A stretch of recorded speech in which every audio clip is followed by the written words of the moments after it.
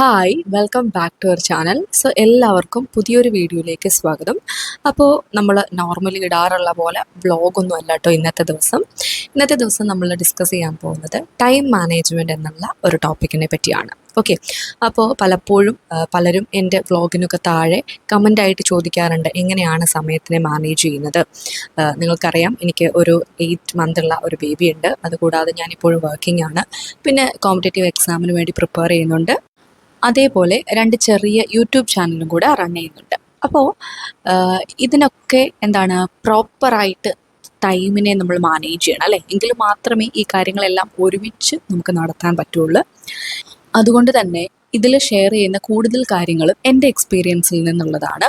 പിന്നെ ആർക്കും, അതായത് ഇപ്പോൾ ഒരു കുട്ടിയുള്ള അല്ലെങ്കിൽ മറ്റ് തിരക്കുകളൊക്കെ ഉള്ള ആർക്കും ഫോളോ ചെയ്ത് ഒന്ന് നോക്കാൻ പറ്റുന്ന രീതിയിലുള്ള കാര്യങ്ങളായിരിക്കും. ഓക്കെ, അപ്പോൾ അതുകൂടാതെ കുറേ ആർട്ടിക്കിൾസൊക്കെ ഞാൻ ഇതുമായിട്ട് റിലേറ്റ് ചെയ്ത് വായിച്ചിട്ടുണ്ട്.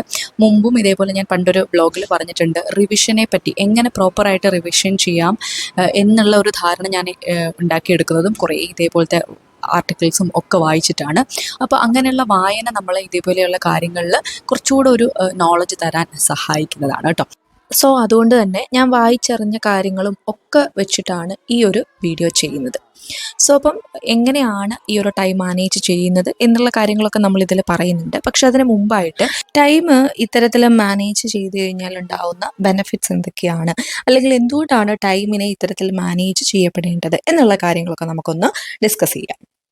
അതിനു മുമ്പായിട്ട് ടൈമിനെ പറ്റി എനിക്ക് ഇഷ്ടപ്പെട്ടൊരു കോട്ട് ഉണ്ട് കേട്ടോ, അത് ഞാനിവിടെ ആഡ് ചെയ്തിട്ടുണ്ട്. ആ ഒരു കോട്ട് ഇങ്ങനെയാണ്: time is free but it's priceless.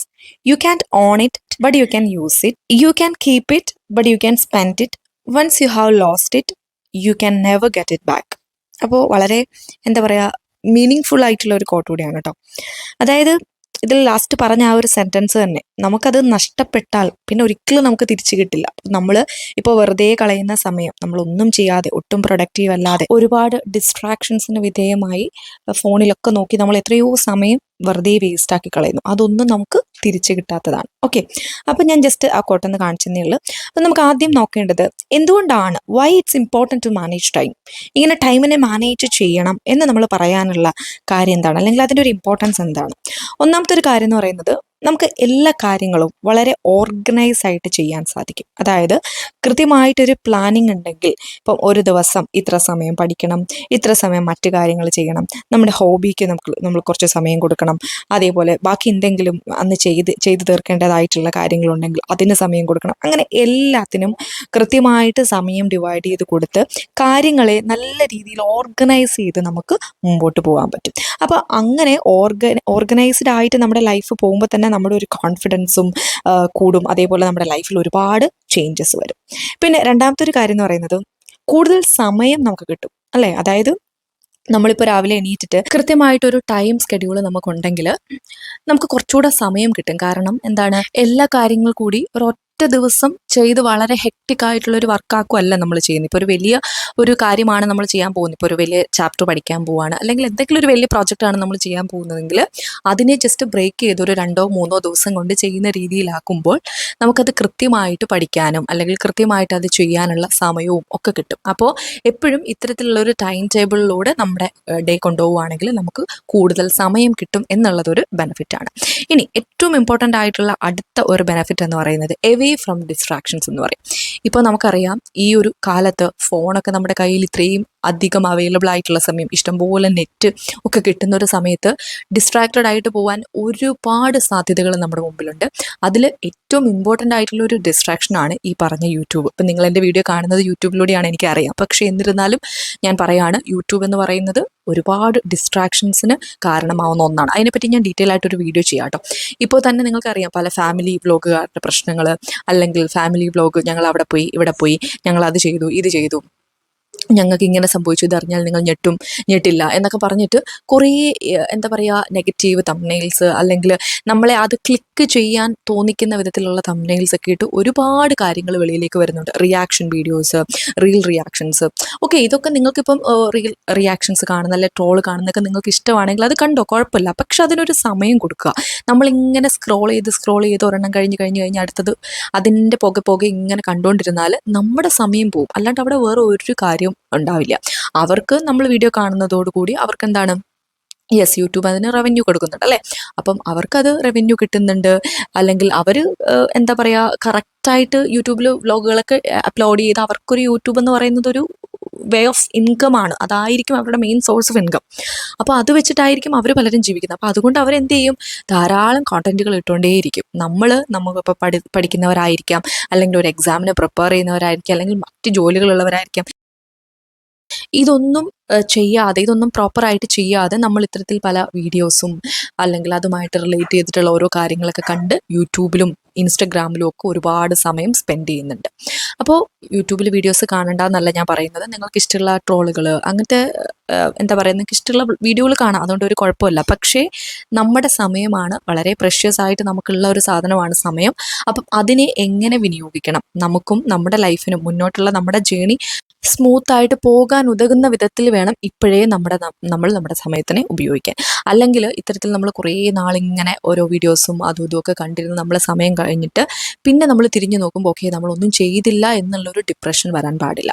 ഇപ്പം ഞാൻ പല വീഡിയോസിലും പറയുന്നുണ്ട്, ഇപ്പം എൻ്റെ വീഡിയോ ആണെങ്കിലും നിങ്ങൾ എപ്പോഴും എൻ്റെ വീഡിയോ വരുമ്പോൾ അപ്പം തന്നെ വീഡിയോ കാണണം, അപ്പം തന്നെ കമൻറ്റ് ഇടണം, അങ്ങനെ ഞാൻ ഒരു വീഡിയോസിലും പറഞ്ഞിട്ടില്ല. നിങ്ങൾക്ക് എപ്പോഴാണോ സമയം കിട്ടുന്നത് അപ്പോൾ നിങ്ങൾക്ക് കാണാം. ഇനി അത് മാത്രമല്ല, നിങ്ങൾക്ക് എൻ്റെ വീഡിയോ കണ്ടുകൊണ്ട് ഓക്കെ ഇത് കാണുന്നതുകൊണ്ട് ഇങ്ങനെ യൂസ്ഫുൾ ആണ്, അല്ലെങ്കിൽ എന്തെങ്കിലും ഒരു റിലീഫ് തോന്നുന്നുണ്ട്. ഇപ്പോൾ പലരും എൻ്റെ അടുത്ത് പറഞ്ഞിട്ടുണ്ട്, എൻ്റെ വ്ളോഗ്സൊക്കെ കാണുമ്പോൾ പഠിക്കാൻ തോന്നാറുണ്ട്, അവർ കണ്ടിട്ടാണ് ഇരുന്ന് പഠിക്കാൻ തുടങ്ങുന്നത്, അങ്ങനെയൊക്കെ പറയാറുണ്ട്. അപ്പം അങ്ങനെയൊക്കെ എന്താണ്, ആ ഒരു വേയിൽ നോക്കുമ്പോഴത്തേക്കും എൻ്റെ വീഡിയോസ് നിങ്ങൾക്ക് ഹെൽപ്ഫുൾ ആവുന്നുണ്ടെങ്കിൽ അങ്ങനെ വീഡിയോ കാണാം. അല്ലാതെ നമ്മൾ ഒത്തിരി നേരം ഒരുപാട് വീഡിയോസ് ഇങ്ങനെ കണ്ടിരിക്കുന്നത് കൊണ്ട് നിങ്ങളുടെ സമയം പോകുന്നു എന്നല്ലാതെ അതിൽ നിന്ന് വലിയൊരു ബെനിഫിറ്റ് കിട്ടുന്നുണ്ടോ എന്നുള്ളത് ശരിക്കും ഒരു ക്വസ്റ്റ്യൻ മാർക്ക് തന്നെയാണ്. ഇനിയിപ്പം ഇത്തരത്തിലുള്ള ഒരു മോട്ടിവേഷൻ ടൈപ്പ് വീഡിയോസ് കണ്ടാലും അത് നിങ്ങൾ വെറുതെ എപ്പോഴും എന്നും ഓരോ വീഡിയോ ഇരുന്ന് കണ്ടിട്ട് കാര്യമില്ല. അത് കണ്ടിട്ട് നിങ്ങൾ അതിന് ഉള്ള ആക്ഷൻസ് എടുക്കണം അല്ലേ. ഇപ്പോൾ പഠിക്കാനാണെങ്കിൽ നിങ്ങൾ പോയി പഠിക്കാൻ ഇരിക്കണം, അല്ലെങ്കിൽ മറ്റ് നിങ്ങൾക്ക് പാഷനുള്ളൊരു ഫീൽഡിലെ വീഡിയോ ആണ് നിങ്ങൾ കണ്ടെങ്കിൽ അത് നിങ്ങൾ ചെയ്യാൻ ട്രൈ ചെയ്യണം എന്നുള്ളതാണ്. പിന്നെ ഇത്തരത്തിൽ ഈ ഒരു സോഷ്യൽ മീഡിയയുടെ അമിതമായിട്ടുള്ള ഉപയോഗം നമുക്ക് പല ഡിപ്രഷൻ, ആൻസൈറ്റി പോലെയുള്ള വിഷയങ്ങളിലേക്കും പോകാറുണ്ട്. കാരണം ഇതിൽ കാണുന്നതാണ് റിയൽ ലൈഫ്. അപ്പോൾ നമ്മുടെ ലൈഫൊന്നും ഇങ്ങനെ അല്ലല്ലോ എന്നുള്ള ഒരു വിഷമം അല്ലേ, അത് പലപ്പോഴും നമുക്ക് തോന്നും. ഓക്കെ അവർക്കൊക്കെ ഇങ്ങനെയാണ്, നമുക്ക് മാത്രം എന്താ ഇങ്ങനെയായി പോയത്, അങ്ങനെയുള്ള തോട്ട്സ് ഒക്കെ വരും. അതൊക്കെ ആ ഒരു നെഗറ്റീവ് തോട്ട്സ് ഒക്കെ നമ്മുടെ ജീവിതത്തെ വല്ലാതെ ബാധിക്കും. അപ്പം എപ്പോഴും ഇത്തരത്തിലുള്ള ഡിസ്ട്രാക്ഷൻസ് അല്ലെങ്കിൽ ഇത്തരത്തിലുള്ള സോഷ്യൽ മീഡിയ പോലെയുള്ള പ്ലാറ്റ്ഫോമുകൾക്ക് ഒരു ലിമിറ്റ് കൊടുത്ത് ഉപയോഗിക്കുന്നതാണ് നല്ലത്. അപ്പോൾ സമയം കൃത്യമായിട്ട് മാനേജ് ചെയ്യുന്ന ഒരാൾ തീർച്ചയായിട്ടും ഈ സോഷ്യൽ മീഡിയയിൽ ഓവറായിട്ട് ഉപയോഗിക്കുന്ന ഒരാൾ ആയിരിക്കില്ല. ഓക്കെ, ഇനി അടുത്തൊരു പോയിന്റ് എന്ന് പറയുന്നത് റെഡ്യൂസ് സ്ട്രെസ്. അത് അറിയാലോ, ടൈം കൃത്യമായി മാനേജ് ചെയ്തിട്ട് കൃത്യമായിട്ട് നമ്മൾ ഓരോ കാര്യങ്ങൾ ചെയ്തു കഴിഞ്ഞാൽ എന്താണ്, സ്വാഭാവികമായിട്ടും നമ്മുടെ സ്ട്രെസ് കുറയും അല്ലേ. അപ്പോൾ അത് ഞാൻ എടുത്ത് പറയേണ്ട ഒരു പോയിന്റ് പോലും അല്ല, നമുക്കറിയാവുന്ന കാര്യം തന്നെയാണ്. കൃത്യമായിട്ട് ടൈം മാനേജ്മെൻറ്റ് ഉണ്ടെങ്കിൽ എന്താണ് ഈ പറഞ്ഞിരിക്കുന്ന സ്ട്രെസ്സ്. അതേപോലെ ഇപ്പോൾ നമ്മളൊക്കെ ആണെങ്കിലും സ്കൂളിൽ പഠിച്ചുകൊണ്ടിരിക്കുന്ന സമയത്ത് എങ്ങനെയാണ്, ഇപ്പോൾ പ്രോജക്റ്റ് അല്ലെങ്കിൽ ഒരു അസൈൻമെൻറ്റ് സ്കൂളിൽ നിന്ന് തന്നാൽ അത് എന്നാണോ സബ്മിറ്റ് ചെയ്യേണ്ടത് അതിൻ്റെ തലേ ദിവസമായിരിക്കും അത് എഴുതാൻ തുടങ്ങുന്നത്. അപ്പോൾ അങ്ങനെയുള്ള സമയത്ത് എന്താണ് ആ ഒരു പെട്ടെന്ന് തന്നെ കംപ്ലീറ്റ് ചെയ്യേണ്ടതുണ്ട്, അതുകൊണ്ട് നമുക്ക് പ്രോപ്പറായിട്ട് അത് എഴുതാൻ പറ്റില്ല, അങ്ങനത്തെയുള്ള പ്രശ്നങ്ങളൊക്കെ ഉണ്ടാവും. പക്ഷേ അത് ഒരു 1 വീക്ക് തൊട്ടേ അതിനെപ്പറ്റി, അതായത് എന്നാണോ സബ്മിറ്റ് ചെയ്യേണ്ടത് അതിന് മുമ്പ് തന്നെ ഒരു 1 വീക്കിൽ തന്നെ അതിനെപ്പറ്റി ഒന്ന് പ്ലാൻ ചെയ്തൊക്കെ എഴുതുവാണെങ്കിൽ എന്താണ്, നമുക്ക് കുറച്ചുകൂടെ ഈസിയാണ് കാര്യങ്ങൾ. നമുക്ക് ഒരുപാട് സ്ട്രെസ് എടുക്കേണ്ട വരത്തില്ല, ഉറക്കം നഷ്ടപ്പെടുത്തേണ്ട വരത്തില്ല. അപ്പോൾ അതൊക്കെയാണ് ആ ഒരു റെഡ്യൂസ് സ്ട്രെസ് എന്നുള്ള ആ ഒരു കാറ്റഗറിയിൽ പറയാനുള്ളത്. നെക്സ്റ്റ് വരുന്നത് ഇൻക്രീസ് പ്രൊഡക്ടിവിറ്റി എന്നുള്ള പോയിന്റാണ്. അതും നമുക്ക് അറിയാവുന്നതേ ഉള്ളൂ അല്ലേ. അതായത് കൃത്യമായിട്ട് ടൈം യൂസ് ചെയ്തിട്ടുണ്ടായാൽ എന്താണ്, നമുക്ക് നമ്മുടെ പ്രൊഡക്ടിവിറ്റി കൂട്ടാൻ സാധിക്കും. ഇനി അടുത്തതാണ് ഒരു ഡിസിപ്ലിൻഡ് ആയിട്ടുള്ള ഒരു ലൈഫ് നമുക്ക് കിട്ടും. ഇപ്പോൾ ഞാനീ പറയുന്നത് എന്നും ഇപ്പോൾ നിങ്ങളൊരു 10 to 5 ഇങ്ങനെ കൃത്യമായിട്ട് ഫോളോ ചെയ്ത് പോകും എന്നല്ല, അല്ലെങ്കിൽ ഒരു 24 hours ഇങ്ങനെ കൃത്യമായിട്ട് ഈ ടൈം ഇങ്ങനെ നമുക്ക് ഫോളോ ചെയ്ത് പോകാൻ പറ്റുമെന്നല്ല ഞാൻ പറയുന്നത്. ചില ദിവസങ്ങളിലൊക്കെ അങ്ങോട്ടും ഇങ്ങോട്ടും ഒക്കെ മാറിയേക്കാം. പക്ഷേ അതൊക്കെ നോർമലാണ് എന്ന് വിചാരിച്ചിട്ട് ഓരോ ദിവസവും നിങ്ങൾ ട്രൈ ചെയ്യുക. മാക്സിമം നിങ്ങൾ ആ കൃത്യമായ ഒരു ടൈം ടേബിളിൽ പോകാൻ വേണ്ടിയിട്ട് ട്രൈ ചെയ്യുക. പിന്നെ അടുത്തതാണ് അവോയ്ഡ് പ്രോക്കാസ്റ്റിനേഷൻ എന്ന് പറയും. അതായത് എന്താണ്, ഇങ്ങനെ നീട്ടിവെക്കുന്ന ആ ഒരു രീതി നമുക്ക് കൃത്യമായിട്ട് ടൈം മാനേജ് ചെയ്തിട്ടുണ്ടെങ്കിൽ അവോയ്ഡ് ചെയ്യാൻ സാധിക്കും അല്ലേ. നമ്മളെല്ലാം ഇങ്ങനെ നാളെ വെക്കും, അത് നീളെ പോകും. അപ്പോൾ നമുക്ക് ചെയ്യാനുള്ള കാര്യങ്ങളെല്ലാം കൃത്യസമയത്ത് തന്നെ ചെയ്തു വെക്കാൻ പറ്റും. അപ്പോൾ ഇതൊക്കെയാണ് എടുത്ത് പറയാവുന്ന ഇതിൻ്റെ ബെനിഫിറ്റ്സ്. ഇതുകൂടാതെ ഒരുപാട് കാര്യങ്ങളുണ്ട് കേട്ടോ. ഞാനിപ്പോൾ ജസ്റ്റ് ഇത്രയും കാര്യങ്ങൾ മാത്രം ഒന്ന് മെൻഷൻ ചെയ്യുവാണ്. ഇനി എങ്ങനെയാണ് ഒരു ടൈം ടേബിൾ സെറ്റ് ചെയ്യേണ്ടത് അല്ലെ, എങ്ങനെ നിങ്ങൾക്ക് നിങ്ങളുടെ സമയത്തിനെ മാനേജ് ചെയ്യാം, അതാണ് അടുത്തത് പറയാൻ പോകുന്നത്. അപ്പോൾ അവിടെയും ഒരു ടൈം ടേബിൾ സെറ്റ് ചെയ്യുന്നതിന് മുമ്പ് നമ്മൾ മനസ്സിലാക്കിയിരിക്കേണ്ട ചില പോയിന്റ്സ് ഉണ്ട്. ഫസ്റ്റ് നമ്മൾ മനസ്സിലാക്കേണ്ടത്, നമ്മളിപ്പോൾ കറന്റ്ലി ഏറ്റവും കൂടുതൽ സമയം സ്പെൻഡ് ചെയ്യുന്നത് എവിടെയാണ്, ആ സ്പെൻഡ് ചെയ്യുന്ന ഇപ്പം സോഷ്യൽ മീഡിയ ആയിരിക്കും, അല്ലെങ്കിൽ മറ്റ് കാര്യങ്ങളിലായിരിക്കാം. അത് നമ്മുടെ മുന്നോട്ടുള്ള ആ ഒരു ജീവിതത്തിൽ, അല്ലെങ്കിൽ നമ്മൾ കാണുന്ന നമ്മുടെ ആ ഒരു ഡ്രീം ലൈഫിൽ എന്തുമാത്രം ഇമ്പോർട്ടൻസ് ഇപ്പോൾ നമ്മൾ സ്പെൻഡ് ചെയ്യുന്ന, ഇപ്പോൾ നമ്മൾ ടൈം സ്പെൻഡ് ചെയ്യുന്ന ആ കാര്യത്തിനുണ്ട്. ഇത് ശരിക്കും നമ്മൾ ചിന്തിക്കേണ്ട ഒരു കാര്യം തന്നെയാണ് ഞാൻ. അപ്പോൾ ഇത് ചെക്ക് ചെയ്യുന്ന സമയത്ത് കൂടുതൽ ആളുകൾക്ക് മനസ്സിലാക്കാൻ സാധിക്കുന്ന കാര്യം, അവരവരുടെ സമയം കൂടുതൽ സ്പെൻഡ് ചെയ്യുന്നത് ഇത്തരത്തിൽ ആവശ്യമില്ലാത്ത കാര്യങ്ങൾക്ക് വേണ്ടിയിട്ടാണ്. അതായത് ഇപ്പോൾ ഇൻസ്റ്റഗ്രാം, യൂട്യൂബ് പോലെയുള്ള ആപ്പുകളിലൊക്കെ കയറി ഓരോ വീഡിയോസും കാര്യങ്ങളൊക്കെ കണ്ടിരുന്ന് കുറേ സമയം കളയുന്നവരുണ്ടായിരിക്കും. അല്ലെങ്കിൽ മറ്റെന്തെങ്കിലും ഗെയിമിങ് പോലെയുള്ള അങ്ങനത്തെയുള്ള കാര്യങ്ങളൊക്കെ ചെയ്ത് സമയം കളയുന്നവരുണ്ടായിരിക്കും. അപ്പോൾ നിങ്ങൾ ചിന്തിക്കുക, അപ് ടു എ ലിമിറ്റ് ഇതൊന്നും കുഴപ്പമില്ല. ഇപ്പം ഇടയ്ക്കൊരു വീഡിയോസ് കാണുന്നത് കൊണ്ടോ, അല്ലെങ്കിൽ നിങ്ങൾക്ക് റിലാക്സേഷന് വേണ്ടിയിട്ട് അത്തരത്തിലുള്ള കാര്യങ്ങൾ ചെയ്യുന്നതുകൊണ്ട് ഒരു കുഴപ്പമില്ല. പക്ഷെ ഇതിലൊരു അഡിക്റ്റായി പോയി, അല്ലെങ്കിൽ ഇതിൽ നിന്ന് തിരിച്ച് കയറാനാവാത്ത വിധം നമ്മുടെ ടൈം അവിടെ കളയുന്നത് ശരിക്കും നമ്മുടെ മുന്നോട്ടുള്ള ലൈഫിനെ ബാധിക്കുന്ന ഒരു കാര്യമാണ്. ഫോണും അത്തരത്തിലുള്ള ഡിവൈസൊക്കെ നമുക്ക് ഓഫ് കോഴ്സ് നമുക്ക് ഗുണമുള്ളത് തന്നെയാണ്, ഗുണമുള്ള കുറേ കാര്യങ്ങളുണ്ട്. അപ്പോൾ അതിനെ എങ്ങനെ യൂട്ടിലൈസ് ചെയ്യണം എന്ന് തീരുമാനിക്കേണ്ട വ്യക്തി നമ്മളാണ്. ഇപ്പം ഞാൻ അത്യാവശ്യം ഫോൺ കൊണ്ട് കുറേ കാര്യങ്ങൾ ചെയ്യുന്ന ഒരാളാണ്. ഇപ്പോൾ ഈ ഒരു യൂട്യൂബ് ചാനലിന് വേണ്ടിയിട്ടുള്ള വീഡിയോസ് എഡിറ്റ് ചെയ്യുന്നത് ഫോണിലാണ്, അതിന് വേണ്ടിയിട്ടുള്ള തംബ്നെയിൽ ക്രിയേറ്റ് ചെയ്യുന്നതും, അതേപോലെ തന്നെ നമ്മുടെ കോഴ്സ് ഉണ്ടല്ലോ, ആ കോഴ്സിനൊക്കെ വേണ്ടിയിട്ടുള്ള ടൈം ടേബിളൊക്കെ പ്രിപ്പയർ ചെയ്യുന്നത് ഇതിലാണ്. ഞാൻ അത്യാവശ്യം എഴുതുന്ന സമയത്ത് ഞാൻ പറഞ്ഞിട്ടുള്ള ഇങ്ങനെ ചെറുതായിട്ട് എഴുതാറൊക്കെ ഉണ്ട്. അപ്പോൾ എഴുതുന്ന സമയത്തൊക്കെ മലയാളം ടെക്സ്റ്റ് എഡിറ്റർ എന്ന് പറഞ്ഞിട്ട് ഒരു ആപ്പ് യൂസ് ചെയ്തിട്ടാണ് എൻ്റെ എഴുത്തുകളൊക്കെ ഫോട്ടോയിലൊക്കെ ആക്കാറുള്ളത്. അപ്പോൾ അങ്ങനെയുള്ള കാര്യങ്ങൾക്ക് ഞാൻ ഫോൺ യൂസ് ചെയ്യുന്നുണ്ട്. പിന്നെ ടൈപ്പ് ചെയ്യാൻ, നോട്ട്സ് ടൈപ്പ് ചെയ്യാൻ ഞാൻ ഏറ്റവും കൂടുതൽ ഉപയോഗിക്കുന്നത് ഫോണാണ്. അപ്പോൾ ഇങ്ങനെ കുറേ കാര്യങ്ങൾ എനിക്ക് ഫോണിലൂടെ നടക്കുന്നുണ്ട്. പക്ഷേ ഇത്തരത്തിലുള്ള സോഷ്യൽ മീഡിയയിൽ മുമ്പ് കുറേ നാളുകൾക്കൊക്കെ മുമ്പൊക്കെ ഞാൻ ആക്റ്റീവായിരുന്നു. ഇപ്പം ഞാൻ വളരെ അത് കുറച്ചിട്ടുണ്ട്. ഇപ്പോൾ ഇൻസ്റ്റഗ്രാമിലൊക്കെ ആണെങ്കിലും പലരും അയക്കുന്ന മെസ്സേജ് ഞാൻ 2 ദിവസം കൂടുമ്പോഴേക്കും എപ്പോഴാണോ കയറുന്നത് ആ സമയത്താണ് കാണുന്നത്. എന്നാൽ ഇപ്പോൾ ഒരു വീക്കെൻഡൊക്കെ ആവുന്ന സമയത്ത് ഞാൻ കുറച്ചധികം സമയം അതിൽ സ്പെൻഡ് ചെയ്യാറുണ്ട്. അധികം എന്ന് വെച്ചാൽ കണ്ടിന്യൂസ് ആയിട്ട് അതിൽ ഇരിക്കുക എന്നല്ല, എന്നാലും അത്യാവശ്യം മെസ്സേജൊക്കെ നോക്കി റിപ്ലൈ ഒക്കെ കൊടുത്ത് അങ്ങനെ കുറച്ച് സമയം ഇരിക്കാറുണ്ട്. സോ അപ്പം നമുക്ക് ഇതെല്ലാം യൂസ്ഫുൾ ആണ്. പക്ഷേ ഇത് എങ്ങനെ ഉപയോഗിക്കണം, ഇത് നമ്മൾ ഉപയോഗിക്കുന്നത് വഴി നമ്മുടെ ലൈഫിനെ ഇത് എങ്ങനെ ബാധിക്കുന്നു എന്നുള്ളതൊക്കെ ചിന്തിക്കേണ്ട വ്യക്തി അൾട്ടിമേറ്റ്ലി നമ്മളാണ്. ഓക്കെ, അപ്പോൾ അതാണ് അവിടെ പറയാനുള്ള ഒരു കാര്യം. ഇനി നെക്സ്റ്റ് പറയാനുള്ള ഒരു പോയിൻ്റാണ് പ്രയോറിറ്റൈസ് യുവർ ഗോൾസ്. അതായത് നമുക്ക് നമ്മുടെ ആഗ്രഹങ്ങൾക്ക്, അല്ലെങ്കിൽ നമ്മളൊരു ഡെയിലി ചെയ്യേണ്ട കാര്യങ്ങൾക്കും ഒക്കെ ഏതാദ്യം ചെയ്യണം എന്നുള്ള രീതിയിലൊരു പ്രയോറിറ്റൈസേഷൻ ആവശ്യമാണ്. അതില്ലാതെ നമ്മൾ വെറുതെ അൺഇമ്പോർട്ടൻ്റ് ആയിട്ടുള്ള കാര്യങ്ങൾ ആദ്യം ചെയ്തിട്ടോ, അല്ലെങ്കിൽ അർജൻ്റ് ആയിട്ടുള്ള കാര്യങ്ങൾ മാറ്റി വെച്ചിട്ടോ ഒന്നും എന്താണ് ഈ ടൈമിനെ നമ്മൾ എഫക്റ്റീവ്ലി യൂസ് ചെയ്തെന്ന് പറഞ്ഞിട്ട് കാര്യമില്ല. ഓക്കെ, അപ്പോൾ അതിൽ കൃത്യമായിട്ടുള്ള ഒരു ഐഡിയ നമുക്ക് വേണം. ഇപ്പോൾ പഠിക്കുന്ന ഒരു കുട്ടിയെ സംബന്ധിച്ചിടത്തോളം, അല്ലെങ്കിൽ കോമ്പറ്റേറ്റീവ് എക്സാമിന് പ്രിപ്പയർ ചെയ്യുന്ന ഒരാളെ സംബന്ധിച്ചിടത്തോളം പഠിക്കുക എന്നുള്ളതാണ് അവരുടെ പ്രൈമറി ആയിട്ടുള്ള കാര്യം. സോ അതിനെപ്പോഴും ഇമ്പോർട്ടൻസ് കൊടുക്കുക. നിങ്ങൾ പലരും എന്നോട് എപ്പോഴും ചോദിക്കാറുണ്ട്, എന്തുകൊണ്ടാണ് വീഡിയോസ് ഇത്രയും ലേറ്റ് ആവുന്നത്, അല്ലെങ്കിൽ വീഡിയോസ് ഇടാൻ ഞാൻ ചിലപ്പോൾ ഒരു വ്ളോഗൊക്കെ ഇട്ടിട്ട് പോയാൽ പിന്നെ 2 ആഴ്ച കഴിഞ്ഞിട്ടേ വരാറുള്ളൂ. അപ്പോൾ അതെന്താണെന്ന് വെച്ചാൽ എനിക്ക് ആ ഒരു വീക്കിൽ ചിലപ്പം സമയം കുറവായിരിക്കും. പല പല കാര്യങ്ങൾ, ഇപ്പോൾ നമ്മൾ എക്സ്പെക്ട് ചെയ്യാത്ത പല കാര്യങ്ങളും ലൈഫിലേക്ക് വരും. ഇപ്പോൾ വാവുള്ളത് കൊണ്ട് തന്നെ അവന് വയ്യായികയൊക്കെ വന്നു, പനി വന്നു, ഹോസ്പിറ്റലിൽ പോകണം, അങ്ങനെയൊക്കെ വരുമ്പോഴത്തേക്കും നമ്മുടെ ഡേ കുറച്ചുകൂടി ഒരു ടൈറ്റ് ആവും. അപ്പം നമ്മൾ മാറ്റി വെക്കുന്ന കാര്യം എന്ന് പറയുന്നത് ഈ അൺഇമ്പോർട്ടൻ്റ് എന്ന് കരുതുന്ന കാര്യങ്ങളാണ്. അതായത് ഇപ്പം എന്നെ സംബന്ധിച്ചിടത്തോളം യൂട്യൂബിൽ വീഡിയോ ഇടുക എന്നുള്ളത് എൻ്റെ സൈഡായിട്ടുള്ള ഒരു പരിപാടി മാത്രമാണ്. അതിനെ ഞാൻ ഒരിക്കലും എൻ്റെ മെയിൻ എയിമിലേക്ക് കൊണ്ടുവന്നിട്ടില്ല. പലരും എൻ്റെ അടുത്ത് ഇങ്ങനെ പറയാറുണ്ട്, അത് നന്നായി ഫോക്കസ് ചെയ്ത്, അതായത് യൂട്യൂബ് നന്നായി ഫോക്കസ് ചെയ്ത് പോയാൽ പോരെ. പക്ഷേ എനിക്ക് പേഴ്സണലി അതത്ര നല്ലതാണ് എന്ന് തോന്നിയിട്ടില്ല. നല്ലതല്ല എന്നല്ല, യൂട്യൂബിൽ നിന്നും നല്ല വരുമാനം ലഭിക്കുന്ന ഒരുപാട് ആളുകളുണ്ട്. എനിക്കങ്ങനെ ഭയങ്കര ഹ്യൂജ് എമൗണ്ട് ഒന്നും ഇതുവരെ യൂട്യൂബിൽ നിന്ന് ലഭിച്ചിട്ടില്ല. ബിക്കോസ് അതിനുള്ളൊരു വർക്ക് ഞാൻ യൂട്യൂബിൽ ഇടുന്നില്ല എന്നുള്ളതാണ്. മേ ബി നമ്മൾ ഈ വ്ളോഗിങ് ചാനലിൽ എന്നും വ്ളോഗ്സ് ഒക്കെ ഇട്ട് തുടങ്ങിയാൽ, അതും ഡിഫറെൻറ്റ് ആയിട്ടുള്ള കോണ്ടൻറ്റ്സ് ഒക്കെ ചെയ്ത് തുടങ്ങിയാൽ തീർച്ചയായിട്ടും നല്ല രീതിയിൽ റീച്ച് വന്ന് റെഗുലർ വ്യൂസ് ഒരു വീഡിയോ ഇട്ട് കഴിഞ്ഞാൽ അപ്പം തന്നെ ഒരു കുറേ അധികം വ്യൂസ് വരുന്ന ഒരു രീതിയിലേക്കൊക്കെ എത്തുമായിരിക്കും. അതിൽ നിന്ന് നമുക്ക് നല്ല രീതിയിൽ ഇൻകം ജനറേറ്റ് ചെയ്യാനും പറ്റും. പക്ഷേ എന്നെ സംബന്ധിച്ചിടത്തോളം പ്രൈമറി ഇമ്പോർട്ടൻസ് ഉള്ള ഒരു കാര്യമല്ല യൂട്യൂബ് എന്ന് പറയുന്നത്. അപ്പോൾ അതുകൊണ്ടാണ് ഞാൻ യൂട്യൂബിൻ്റെ കാര്യങ്ങൾ കുറച്ച് മാറ്റി വെച്ചാലും, വീഡിയോസ് കുറച്ച് ഡിലേ ആയാലും ബാക്കിയുള്ള കാര്യം, ഇപ്പോൾ എൻട്രി ആണെങ്കിലും അഡ്ഹോക്ലി ആണെങ്കിലും ക്ലാസ്സസ് ചെയ്ത് കൊടുക്കണം, അല്ലെങ്കിൽ നമ്മുടെ PSC ക്ലൈംബർ എന്ന് പറഞ്ഞ ചാനലിലും കോഴ്സായിട്ട് ഡെയിലി കോഴ്സ് പോയിക്കൊണ്ടിരുന്ന സമയത്ത് ഒക്കെ ഞാൻ അതായിരുന്നു പ്രയോറിറ്റൈസ് ചെയ്തത്. കാരണം അത് നമ്മൾ ഏറ്റെടുത്ത ഒരു കാര്യമാണ്, അത് നമ്മൾ കൃത്യമായിട്ട് ചെയ്തു കൊടുക്കണം. അപ്പോൾ അതാണ് പറയുന്നത്, നമ്മളെപ്പോഴും ഇമ്പോർട്ടൻ്റ് ആയിട്ടുള്ള കാര്യങ്ങളെ പ്രയോറിറ്റൈസ് ചെയ്യാൻ പഠിക്കണം. അപ്പോൾ അതിനെപ്പറ്റി ഈ പോപ്പുലർ ആയിട്ടുള്ള സയൻസ് മാഗസിൻസിലൊക്കെ, അതായത് റെസനൻസ് പോലെയുള്ള സയൻസ് മാഗസിനിലൊക്കെ സ്ഥിരം എഴുതുന്ന ഫെലിക്സ് ബാസ്റ്റ് എന്ന് പറയുന്ന അദ്ദേഹത്തിൻ്റെ ഒരു ആർട്ടിക്കിൾ ഞാൻ വായിച്ചിട്ടുണ്ടായിരുന്നു.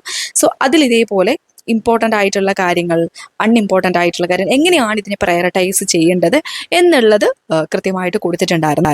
അപ്പോൾ കണ്ടോ, ഇങ്ങനെ നാലായിട്ട് നമ്മുടെ ഓരോ കാര്യങ്ങളും നമ്മുടെ ഡെയിലി ലൈഫിൽ നടക്കുന്ന ഓരോ കാര്യങ്ങളെ നമുക്ക് ക്ലാസിഫൈ ചെയ്യാം. അതായത് ഫസ്റ്റ് എന്ന് പറയുന്നത് ഏറ്റവും ഇമ്പോർട്ടൻറ്റ് ആൻഡ് അർജൻറ്റ്. ഏറ്റവും അർജൻറ്റ് ആയിട്ടുള്ള കാര്യമാണ്, ഇമ്പോർട്ടൻ്റ് ആയിട്ട് ചെയ്യേണ്ടതാണ്.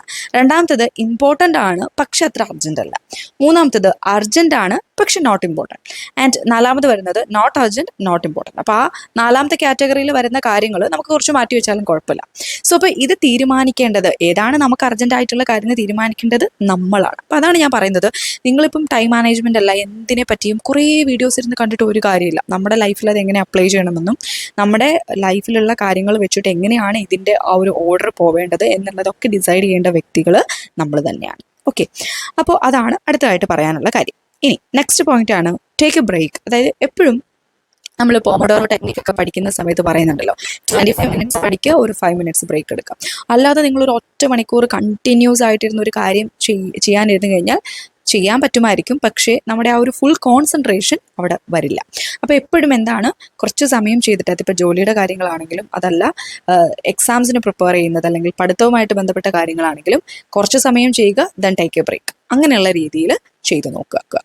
ഇനി അതിനോടൊപ്പം തന്നെ പറയേണ്ട ഒരു കാര്യമാണ് get enough sleep and rest. അതായത് ഇങ്ങനെ ഉറക്കമൊഴിച്ച് 3-4 മണിക്കൂർ മാത്രം ഉറങ്ങിയിട്ട് അങ്ങനെ പഠിക്കുന്നവർ ഞാൻ പല എന്താ പറയുക ഇൻ്റർവ്യൂ പോലെയുള്ള ഇതൊക്കെ കാണുന്ന സമയത്ത് കോമ്പറ്റേറ്റീവ് എക്സാംസിനൊക്കെ പ്രിപ്പയർ ചെയ്ത് റാങ്കൊക്കെ കിട്ടിയവർ ഇൻ്റർവ്യൂവിൽ കണ്ടിട്ടുണ്ട്. അപ്പം ആ ഒരു എക്സാംസിൻ്റെ സമയമൊക്കെ ആകുമ്പോഴത്തേക്കും അങ്ങനെ പഠിച്ചാലും നിങ്ങൾ അതിന് ഇക്വലൻ്റ് ആയിട്ട് റെസ്റ്റ് എടുക്കാനും കൂടി, ഇപ്പോൾ രാത്രി ഒത്തിരി ഉറക്കം നിങ്ങൾ നിൽക്കുന്നുണ്ടെങ്കിൽ പകലും കുറച്ച് സമയമെങ്കിലും ഉറങ്ങാൻ വേണ്ടിയിട്ടൊന്ന് ട്രൈ ചെയ്യുക. ഓക്കെ, അപ്പം എപ്പോഴും നല്ലത് കൃത്യമായിട്ട് ഹെൽത്തി ആയിട്ട് പോകുന്നതാണ്. അപ്പോൾ അതിന് വേണ്ടിയിട്ട് ഒരു 6 to 7 hours എങ്കിലും ഉറങ്ങാൻ ശ്രമിക്കുക, എത്ര പഠിക്കുന്നവരാണെങ്കിൽ.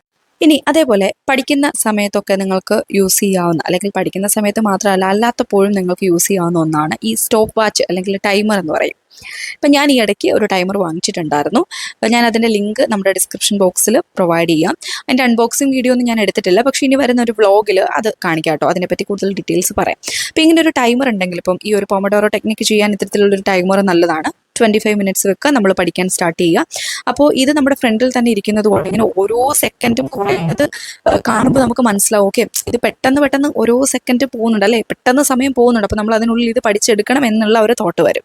ഇനി പഠിക്കുന്ന സമയത്തല്ല, നമ്മളിപ്പോൾ വെറുതെ ഇരിക്കുന്ന സമയമുണ്ടല്ലോ, അപ്പോൾ ഞാൻ എന്ത് ചെയ്യുന്നു വെച്ചാൽ ഈ ടൈമർ വെറുതെ അങ്ങ് ഓണാക്കി വെക്കും. അതായത് ടൈം സെറ്റ് ചെയ്തിട്ടല്ല, അല്ലാതെ.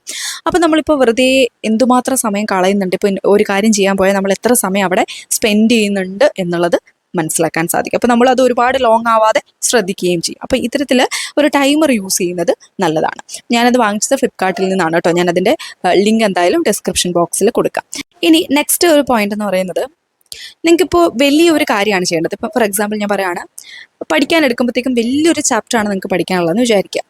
അപ്പോൾ അതിങ്ങനെ കറക്റ്റ് 1 മണിക്കൂറിനുള്ളിൽ അത് പഠിച്ച് തീർക്കണം എന്നുള്ള ഒരു എന്താ പറയുക, അതൊരു ഹെക്ടിക് ആയിട്ടുള്ളൊരു കാര്യം നിങ്ങളുടെ ബ്രെയിനിലേക്ക് കൊടുക്കേണ്ട കാര്യമില്ല. പകരം എന്ത് ചെയ്യുക, അതിനെ സ്മോൾ സെഷൻസ് ആയിട്ട് തിരിക്കുക.